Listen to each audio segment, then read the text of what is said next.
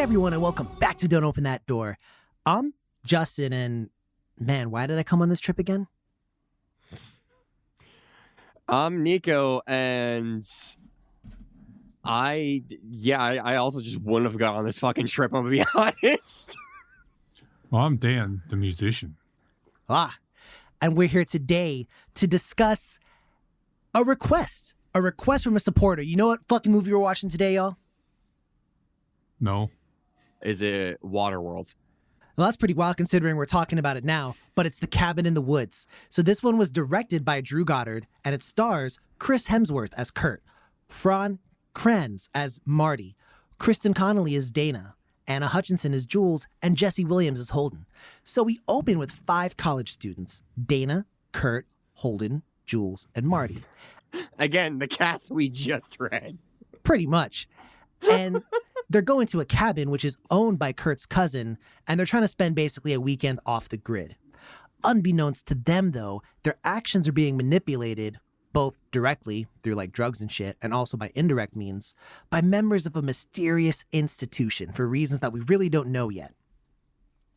So they get to the cabin, and while playing Truth or Dare, the students end up making their way to the basement, where they interact with several mysterious objects. Against Marty's wishes, Dana reads the Latin inscription from a journal she finds, which actually awakens a family of killer zombies. You hate to Tisk, see tisk. it, folks. Pretty much. But Nico, since you hate to see it, maybe you'd like to say it. Tell me what happens next. Boy, howdy. Under the influence of some gas being drugged and pumped into the cabin, the group suffer from reduced rationality, as the corporation or the group puts it. Did they ever get a name? No, I don't think they ever get a real name. Huh. All right, then. Anyway, those dudes, TM, Kurt and Jules, head outside to have some alone time.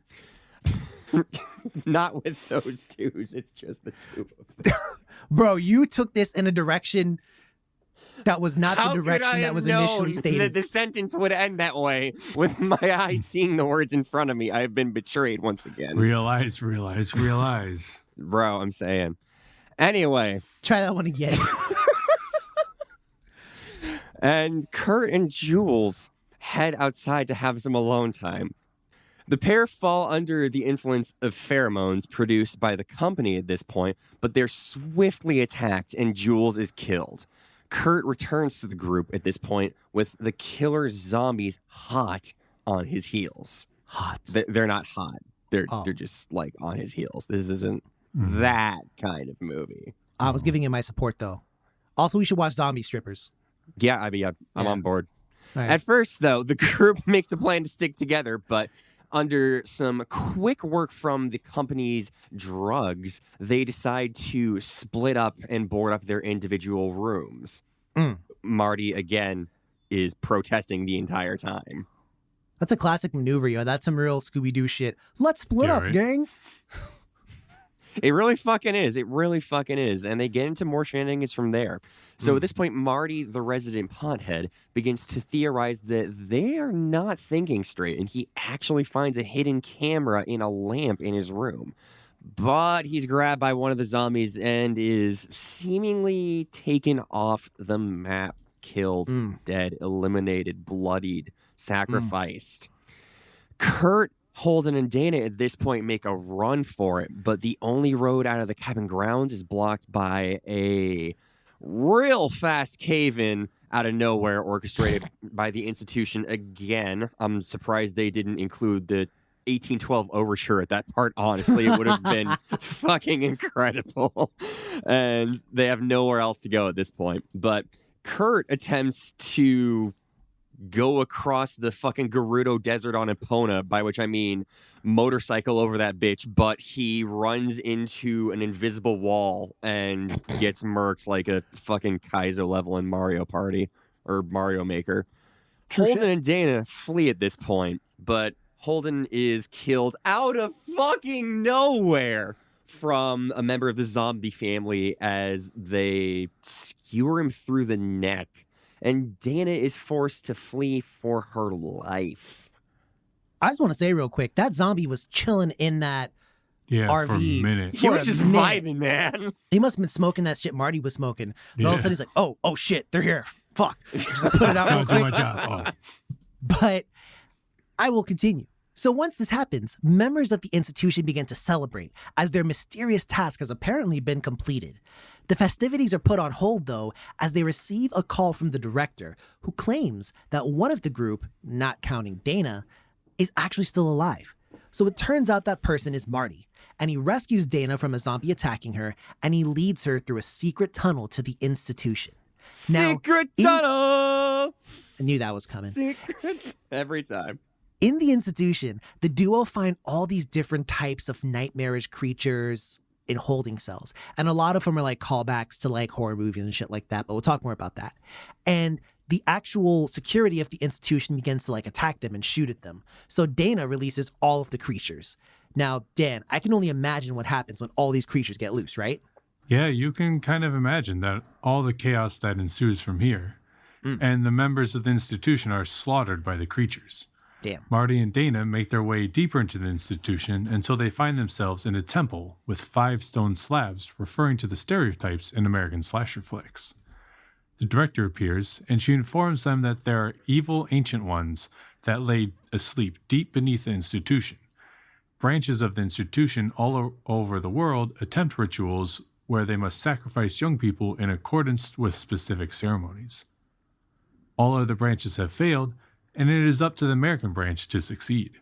America. The American branch must kill young adults in accordance with their slasher flicks, and there are 5 parts to play: the whore, the athlete, the fool, the scholar, and lastly, the virgin.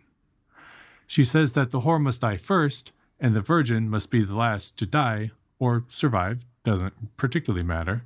So all that has to happen is that Marty has to die, or else the whole world is over. Damn. Well, at this point, Dana considers killing Marty, but a werewolf person attacks her and then goes after the director. Marty pushes both the director and the werewolf off the ledge and then sits down with Dana. Dana apologizes to Marty, and they discuss that having humanity survive isn't worth the human sacrifices every year. The two share a blunt as the Ancient Ones awaken and the world ends. The end of the world as we know it. Well, let's go ahead and break it down, shall we? So let's go ahead and talk about how does this movie look? So we're going to go ahead and turn now to our correspondent on the scene, Nico. Nico, you're filling in for Chris today. How does this movie look? It looks really fucking nice. Just, it looks, there's this cinematography that is given to a much more serious sort of looking movie than you would expect, given that this sort of starts out just as almost a play on, you know, oh, this is going to be another slasher.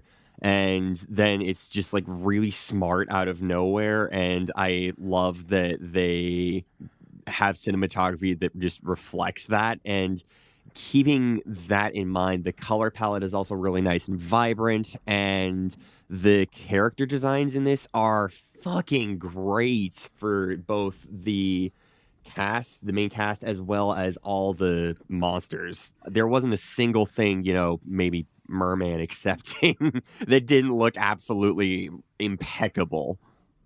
Yeah, I liked it a lot. There was a very tiny amount of like CG used for the monsters at the very end. Like there was like a CG snake. Yeah. But Well, I'm sure there's a very large amount of CG use, but okay, true. it looked True. like a tiny amount. They didn't actually have spirits in there, bro. But I mean,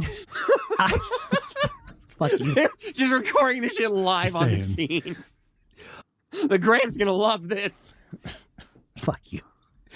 But no, I liked it as well. A quick note out there for our prestige listeners. So this movie was available in the 4K HDR format, so I definitely watched it on that. God. Okay. And okay. it's important to note. Big Is man. Is it? Listen, it's for those in the know, you know. Oh, But yeah? Okay. the color palette was really nice. Motherfucker, I'm in the yes.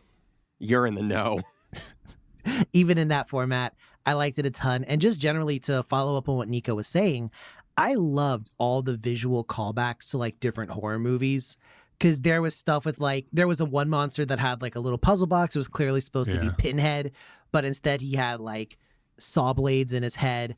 There were creatures from Left 4 Dead in there. There were different things going on. So I really, really, really enjoyed all the callbacks. And they did the one thing good that 13 Ghost did right, which is looking at cool shit through cool windows. Yeah. That's true. Yeah. That's true. And also, like, for some reason, that kind of evoked a little bit of like SCP in me when I saw that. For real though. I was like, yo, that kind of actually reminds me of that. But Dan, I want to get your take on how this looks. And why don't you go ahead and specify a little bit for me? How'd you think about the gore and the blood specifically, you know?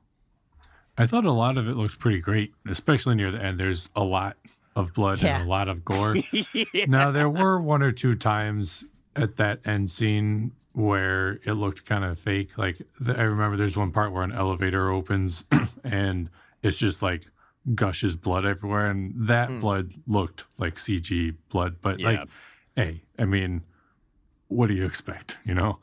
And this was in 2011, I think. Yes, it was.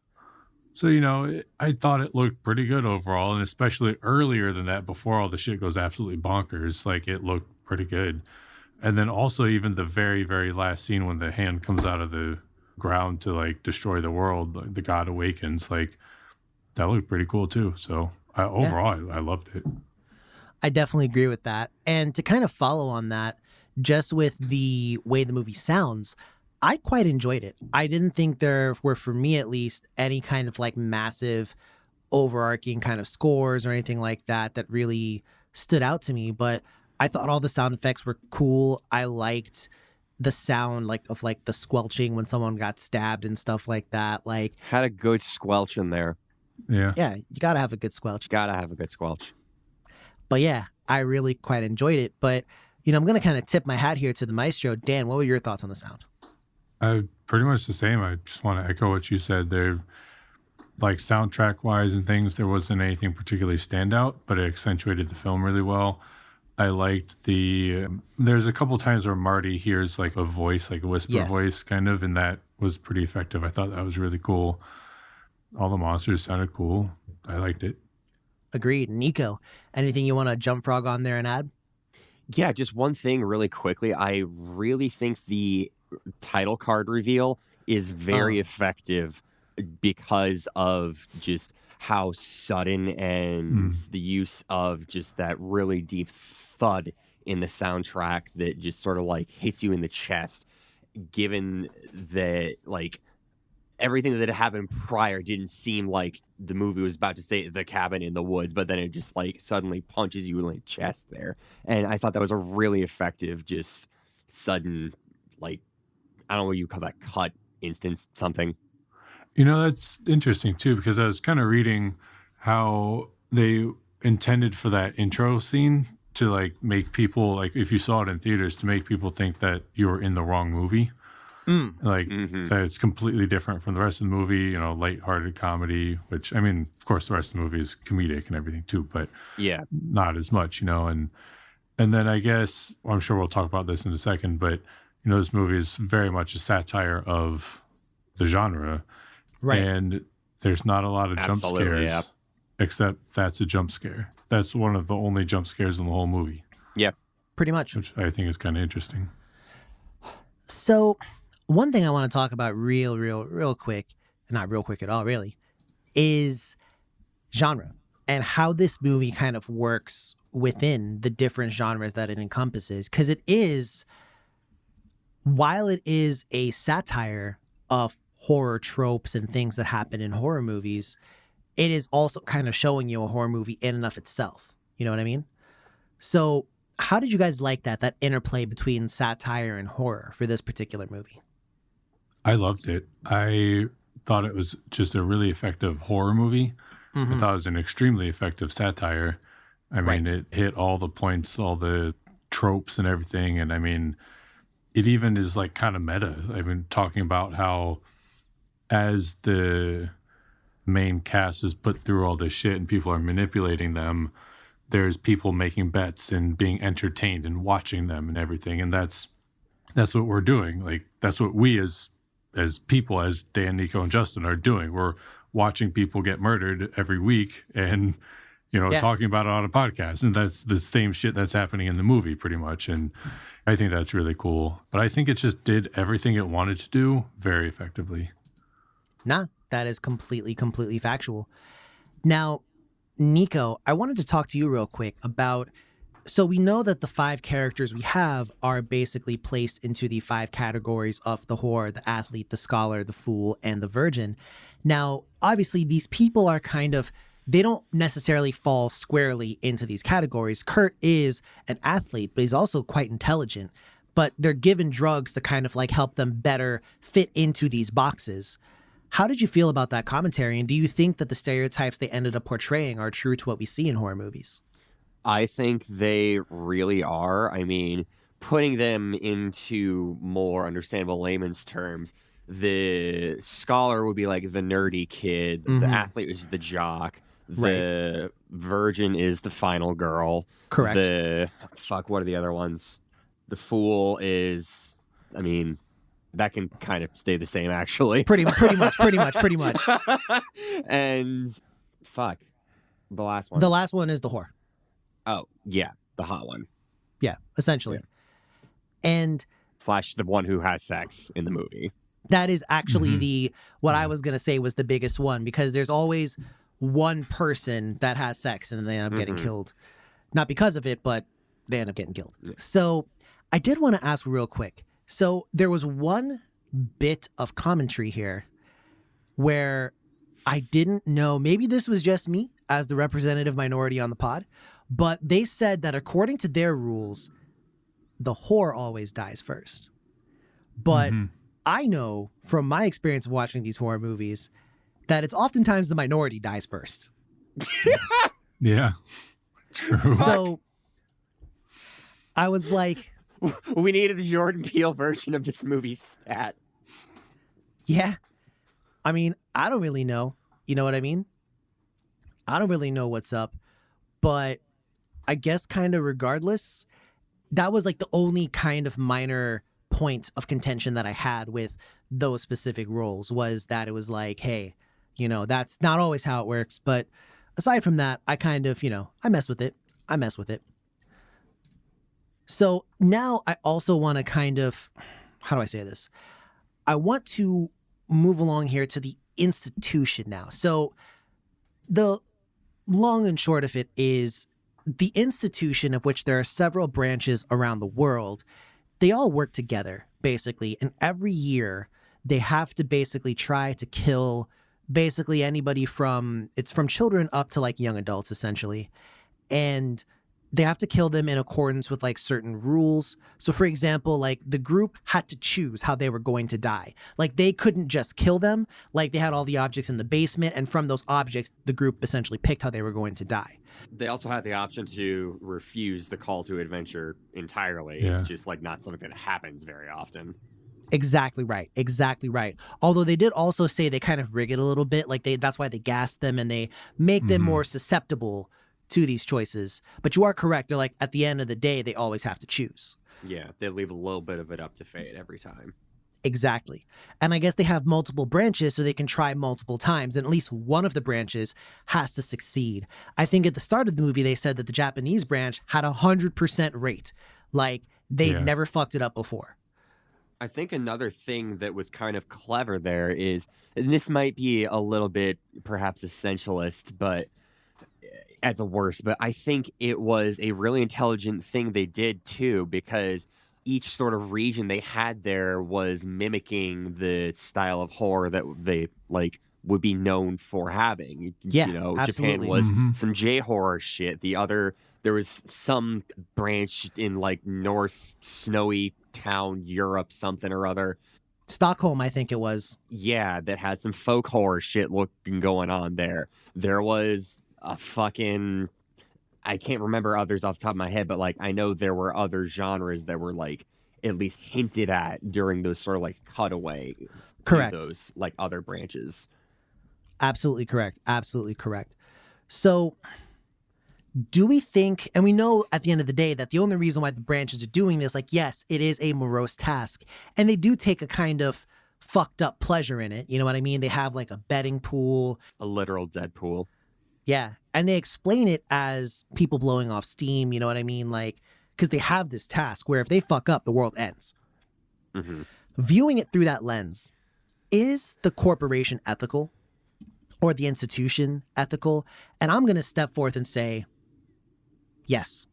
Like, it sucks that that's what has to happen. But to be completely honest, like, a lot of people die every day in the world from a lot of different shit, you know? I mean, this is 5 people. I guess there's a bunch of different branches. So we're looking at maybe 30, no more than 50, I'd assume, people that die so that the entire fucking world doesn't end. Like, the institution doesn't have recourse. They can't fight the ancient gods. So they're basically like, we have to do this or the world ends. So IMO, I think they are ethical. Now, I'm open to debate. Am I wrong? Are they not? I think they're sort of ethical, but I think that there Quasi? might be a better way to do it. Because Okay. like you said, like so many people die every day. I feel like if they were just like, hey, we got to find people who fit these roles that are about to die anyways, people would do it. I feel like there would be somebody who fits the role of the fool who's about to die or something, and like, or would volunteer even, or so, I don't fucking know, but like, rather than trapping and manipulating these, you know, innocent people, I feel like there'd be a way Yeah, but to that's do not it. as fun. Well, actually, Nico, believe it or not, I actually really agree with your point. And I think that, because remember, they're putting on a show. They literally say, we are putting on a show for the ancient ones. Because like they were appeased and they liked it when people started dying. Like that was what the rumbling was. They were like, True. oh, they're really excited. True. So I think they may That's a not good be point. as appeased if you pick like, Although there is horror where people just like straight up get fucking kidnapped and shit like that too. So yeah. So that's my thought. But Nico, I want to get your thought on it as well. Ethical or nah? I'm gonna sidestep the question entirely and say, Okay. bro, I think we're the fucking organization. Yeah. Well, I was going to ask, could you work for them? So could you answer that? Well, yes, but just like in terms of meta commentary, this is a movie that is, or film, and let me give it the capital F, film here, Flim. because, oh, sorry, Flim, yes. It is something that is intertextual and referential, sort of like unto itself, and it knows what the fuck it's doing, both as a film and as a genre piece and as a satire. And us sort of being in the conversational, just in dialogue with that, almost feels just like, I don't know, I felt a sort of kinship with them as I was watching. It was like, because we evaluate these horror movies all the fucking time, and we're like, oh, knew that was going to be coming. Yup, knew, like, down here, Justin called it. It was going to be, Minority was the first one down, et cetera, et cetera. Like, Dan, I don't know, but, like, we kind of make the same sort of interactions that they do outside of the whole, like, working for actual gods who will kill us all kind of thing. That's our listeners. Not playing. But Yes. Nico sees the scene where the guy goes, how hard is it to kill 9-year-olds? And he goes, yes, I understand. I agree. well, Honestly, though. Just kick it. I was going to say, for me, first off, to answer the question, yes, I would totally work for this organization. I would too. I am, in a certain manner of speaking, I think that I am kind of, in a sense, a utilitarian. And it's like, bro, it sucks that this got to happen to these people. But for the sake of the fucking world, like, that is a minuscule part of the portion to give up Yeah, I'd say so. for the existence of the world. So, sorry. But, like, them's the breaks, Like, that's the way I see it. But, I wouldn't. Dan, could you? You wouldn't? No. Or would you? I wouldn't. I mean, Oh, good guy. well, I agree that I guess it would have to be done, but there's 7 billion other people on this planet who could do that job. So Yeah. Like, can you say in the moment that you would be like, this is fine? If it was you? I feel like if I happen to, I don't know how you apply it for an internship for this job, but there was an intern. And That's a good fucking question, man. What did that job description look like? must have a extreme knowledge of horror movies, like a real extreme knowledge. But I feel like just Also, you got to be cool about like a lot of shit. Like you got to be real cool about a lot of shit. I feel like in a real kind of like macabre sense, it would give not quite like a sense of purpose, but it's like, bro, I'm the type of dude where it's like, if there's something like that, like, how do I put this in perspective? Like, y'all ever see Old Yeller? And he was like, yo, I'll do it. Like, it's my dog. Like, I'll put him down. Oh my God. I got Old Yeller and Old Boy mixed up in my head for a second. I was like, what? Oh, no, dude. That's just like sleeping with your estranged daughter. But I mean, spoilers. But I mean, yeah, like, I'd be like, look, this has to be done. It's really shitty. Wow. But like, on some like real shit, I feel like I would bear that sin so someone else wouldn't have to. Because I feel like, you have to do it. Plus, I'd be spitting game with the chemist. But, like, it would definitely be a situation where, like, I don't know. Like, I feel like I'd have to do it. Once I found out about it. Here's the real question, though. Why would they put that fucking button there? Well, believe it or not, I wrote that down. Man, I think I texted it to everyone, too. That was, real quick, audience, we're talking about there's a button that Dana hits that basically simultaneously releases all the monsters from their enclosures. I can't think of a reason you would want that button except to like die. Like, why would they install that button and why would they put it right there? I'm sure that's gotta be like, I don't know. That's probably part of the satire too, because I mean, anytime in any movie like that has that sort of contraption, there's always the big "do not press" button. Yeah. True. No, that's True. For sure. So let me ask you guys then: is this organization evil? Are they the antagonist? And if not, is there an antagonist? I guess maybe aside from the ancient gods that are definitely totally evil.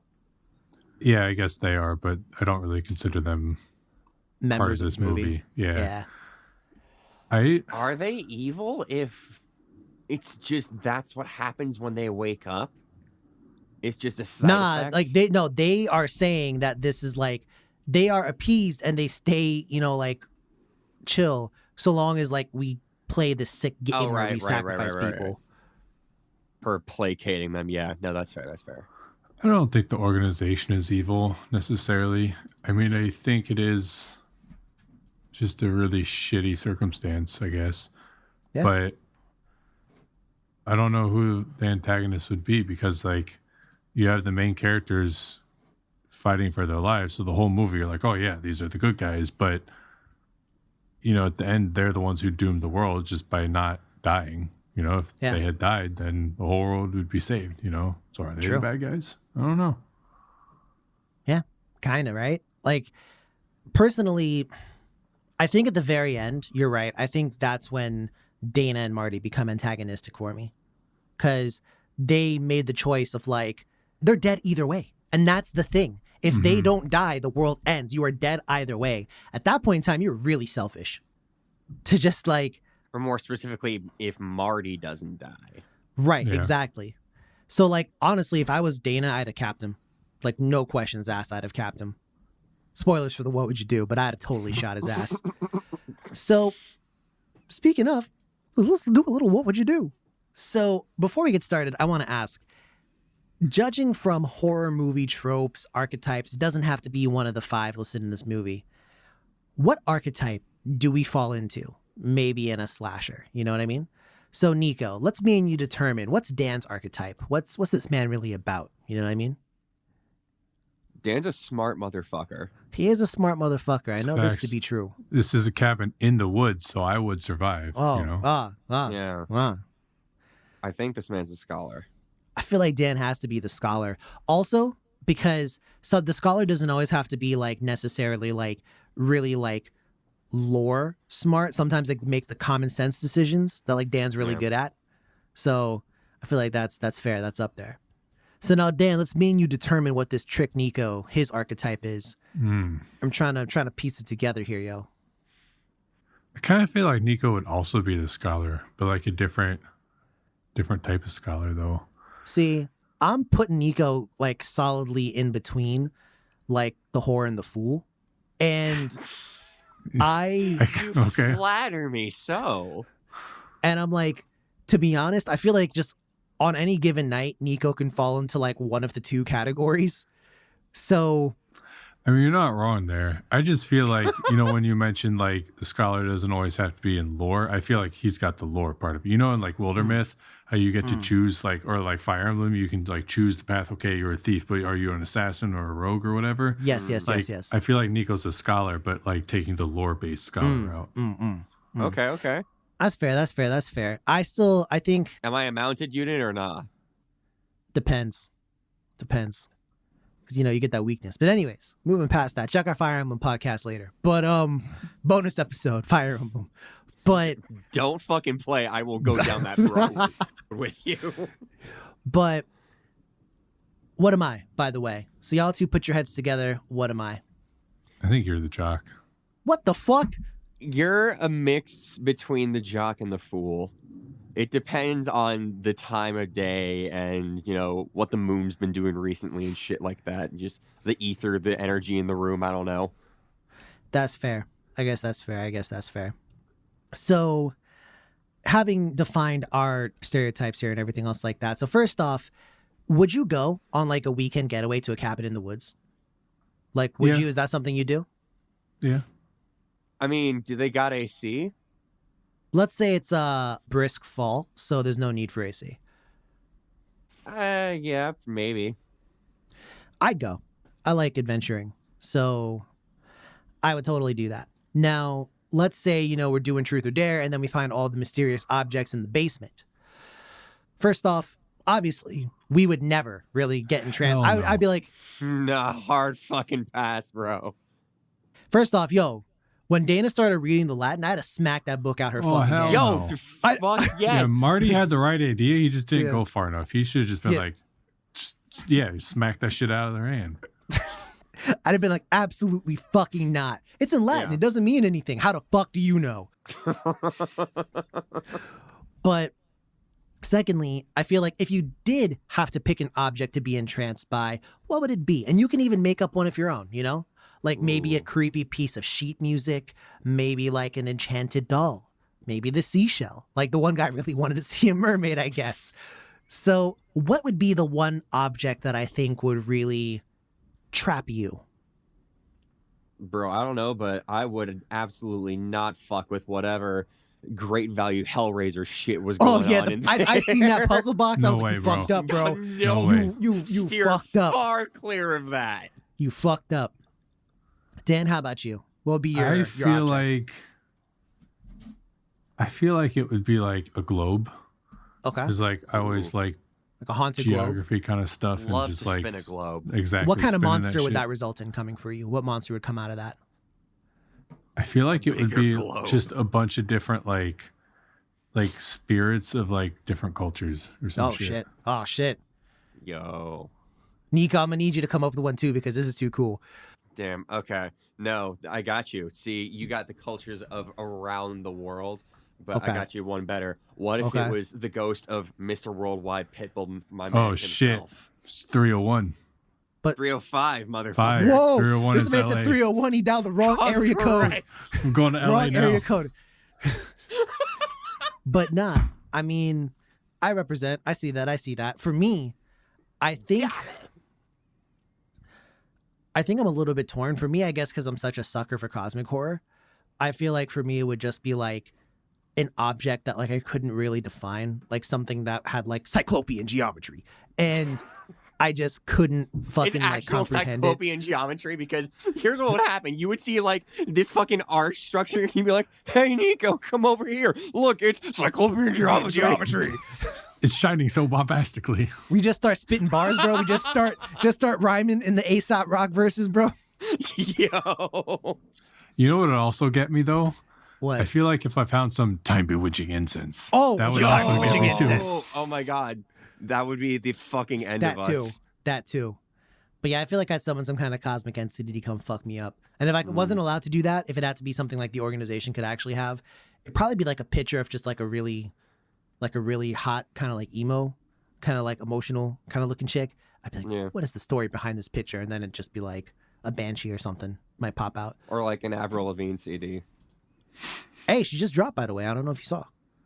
True. Haven't heard it yet. Yeah. Got a Shouts Mark out to Hoppus track Levine. on there. So this was up. But no. Hey. So now I also want to ask real quick, having kind of defined that, let's say we get to the end and, you know, like, I guess there's maybe one of you, someone survived, and the final girl.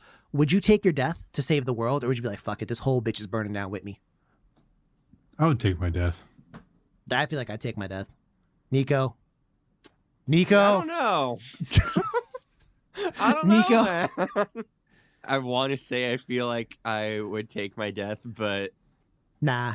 if I was like fully aware of the Oh my fucking God. cosmic scale of how fucked everything is, and I had that power, I don't know if I would just be like, yeah, why not?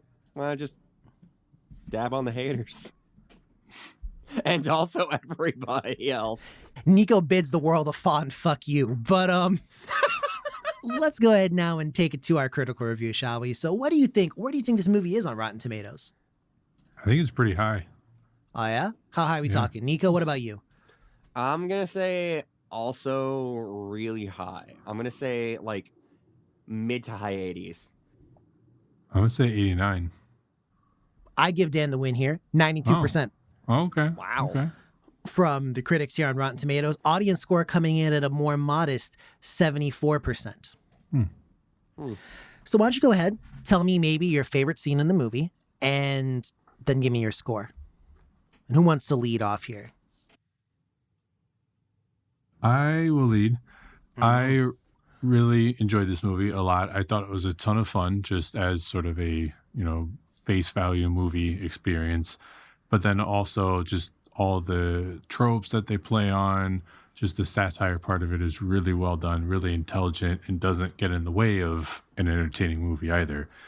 And I just had a blast. And there's one line that I really liked where there's this guy who is like, I don't know, bodyguard or something in the institution. Yeah. And this is his first time. So he's kind of watching this unfold and he's kind of questioning it. And the chemistry girl was like, well, you kind of get used to it. And then he says, well, should you? And I thought that was a really poignant line because, like, again, I think, as Nico said, we are sort of the institution. We are watching, all these movies and everything. And not to get too deep into, like, desensitization or anything, but especially, like, even when you extract that and, like, watching the news and everything, like, we get so desensitized that it's just almost entertainment to us, and should we really feel that way? So I thought that was a really deep line. But again, I just really enjoyed the movie. So I'm going to give it a 94.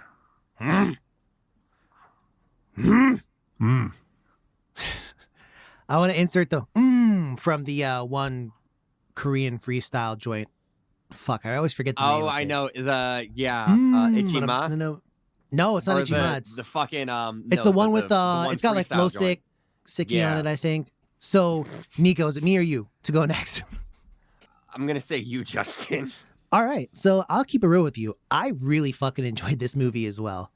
I thought this was really refreshing. Like we've talked about how certain movies can be refreshing and certain movies just follow the tropes. I think this really flipped everything on its head. I thought it was a great meta-analysis of the genre, broadly speaking, slasher and also just horror in general. So, yeah, I really loved it. My favorite scene is probably... So they really bigged up the Japanese branch of the institution. Like, they were like, they never missed. They got like 100% hit rate. And then they kind of have like almost kind of like a demon or a creature from something like The Grudge or something like that. Like a Yuri of some kind. That's what I was looking for. I was looking for Yude. And basically, it's like in a thing full of school children, and you see a quick clip, and it's like about to murk all the kids. And then all of a sudden, they cut back, and the kids are all singing a song, and they like they release the spirit of like the ghost. And one of the kids is like, "We've successfully sung the song, and the spirit of the demon is now in the happy frog. Nothing will bad happen again, or nothing bad will happen ever again." And then it's just like, No, "Yay, we've succeeded!" And I'm just like, yo. And then like the one dude was like in the fucking institution. He's like, yo, fuck you, and fuck you. And I busted out laughing. I was fucking dead. So I really dug this movie, though. This is a blast. I could not recommend it more, and this is going to get a 91 from me. You could not recommend it more, but give it a 91, huh? Well, I suppose now that you've looked at me internally, Nico, why don't you go ahead and give yourself a stethoscope? I don't think that's how that works, but I will go. Don't worry about it, bro. Don't worry about your it. best. I fucking love this movie. It is such a blast, and it is got some really intelligent writing, and it's just fun to watch. As someone who, is on a podcast that talks about this shit literally every week, like, we talk about horror movies more than most people, I feel. Yeah, that's fair. Just to sort of undersell it here, folks. And this is something that just makes me happy to watch as someone who enjoys art. And it looks good. It's funny. It's scary at times when you think about the whole scale of everything and just the individual moments of it all. I'm gonna give this a 97. Okay. Look at that. Look at that. So we got a 91, a 94, and a 97. Look at that. My favorite scene then, God, I just love the entire film, man. I can't think of a single moment that, like, where I wasn't just sort of honestly just happy and having a good time. And that's what a movie should do, I think, at the end of the day. Awesome. So yeah, I think it's time for us to put it all on the table and say where we are with this one. So does this movie get a recommendation from the two of you guys? For sure, yeah. Yeah, absolutely. All right, now here comes the real question. Does this one get the golden seal of approval? Yeah. I would do it. Yeah, Hell absolutely. Yeah. This movie fucks. It's a yes for me as well, so hang tight. Uh-oh. There we go. It got the golden seal stamp. The stamp of approval. The seal of approval. Approval. Seal noises. Stamp noises. Approval noises. Well, any last words before we wrap this one up? Yeah, real quick. My man, our scholar, if you will, he just instantly, upon switching rooms with Dana, just gets fucking buck naked. Yeah. Like, yeah. I don't know if he's trying to flex. I don't know if that was a flex, bro. That was a flex. He knew He's like, what I he know was you doing. can see me. He knew. I know you can see me. He's like, yo, why don't you wash your worries upon these abs? And I was just like, shit, fuck, flexing hard. I see you, bro.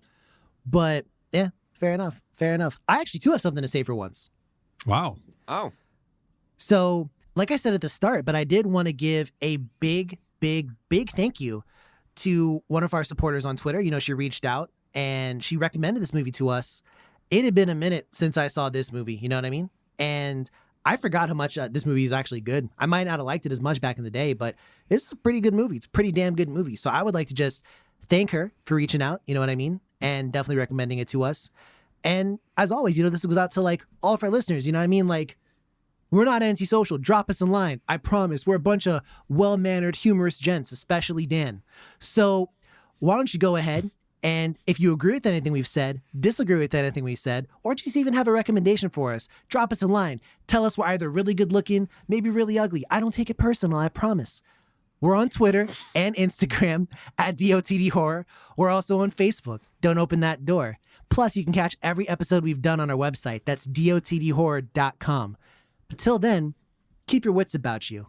If you do find yourself in a horror movie scenario, take care of one another. And as always, dear listener, don't open that door. Bye.